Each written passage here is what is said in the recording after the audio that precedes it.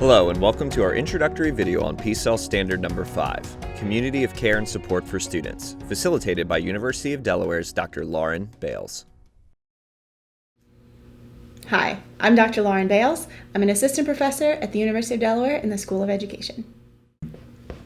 There are two pillars of successful schools: strong academic press, which means an unrelenting emphasis on academic achievement for all students, and a supportive culture of care and support. The bottom line is that these two features must go hand in hand. We all know how detrimental it is to focus exclusively on academics. Nearly exclusive attention to culture in absence of academic press is as problematic as exclusive attention to academic press absent a culture of care. Said another way, the social relationships that support academics are as important as the academics themselves. Let's pause for a minute to properly define culture and community. While they're often conflated, there are important differences. Culture is a concept used to capture the basic and enduring qualities of organizational life, which is comprised of a school's values and norms. Some people talk about culture as the operating systems that govern a school or the personality of the school. A community, on the other hand, is formed within the parameters of that operating system. A school community captures the psychological aspects of school settings that satisfy group members' needs for belonging and meaning. Communities are not new for schools, and appropriately, a great deal of emphasis has been placed on communities, especially for role groups in schools like teachers and parents. Think about professional learning communities or communities of engaged families. The attention in this component turns to a community of care for students. What does a community of care look like or sound like? You are likely to see at work some essential norms like care, support, safety, and a sense of membership. While norms are sometimes invisible, you might see systems and values that promote belonging and safety of all school participants, including leaders, teachers, staff, students, and families.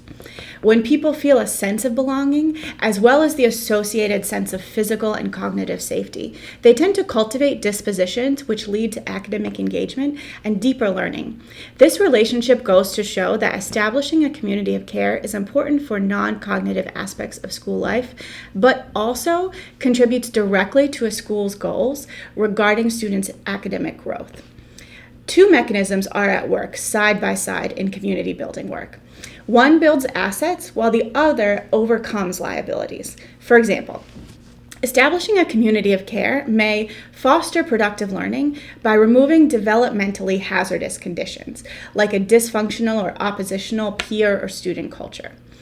Schools can never entirely negate all of the stresses students bring with them from their various environments, but a community of care may serve as a social environment that neutralizes or buffers home stresses. Importantly, these norms of personal care are most powerful when they are in play in classrooms and at the school level. That is, when expectations for a caring community are clarified from the school leader, exercised by the school leader, and then emulated throughout classrooms. This is reflected in PSEL Standard 4 and in DPAS Component 3, called Leadership for Student Success. A leader developing skills in this component may collect data regarding students' socio-emotional needs, while an emerging leader may work with school stakeholders to not only gather those data, but to understand them and institutionalize supports needed in order to meet those needs.